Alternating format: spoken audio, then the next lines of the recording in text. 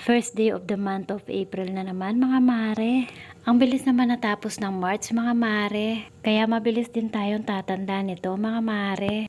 Itong mga dinidisplay ko nga pala mga mare, pinutos ko itong pabili kanina umaga sa bunso kong anak. Hindi nga kasi ako basta makaalis-alis kapag walang bantay dito sa tindahan. Buti na nga lang din walang pasok sa school ang mga estudyante. Kasi nga holiday today. Kaya nautusan ko yung bunso ko sa pamimili. I-share ko nga rin pala mga mare. May bago nang nagtayo ng tindahan. Halos kapitbahay ko lang kasi 3 bahay lang ang pagitan mula dito sa akin.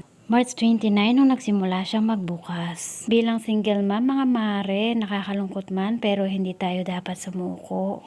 Hindi ko lang talaga maiwasan mga mare ang lumungkot ako minsan kasi nga wala naman akong ibang pinagkakakitaan kung hindi ang aking tindahan. Lalo na nag-aaral pa yung mga anak ko. Kasi panigurado mababawasan na ang aking benta sa araw-araw. 5 taon din ako na mag-isang may tindahan dito sa eskinita namin. Wala naman tayong magagawa mga mare dahil lahat ng negosyo ay meron talaga mga kakumpetensya. Kaya ang choice lang mga mare kundi kumapit sa Panginoon na may kapal. Na sana sa kabila ng nakapagitna na nga ako sa mga kakumpetensya ko ay lumaki pa rin ang aking benta sa araw-araw para sa aking mga anak.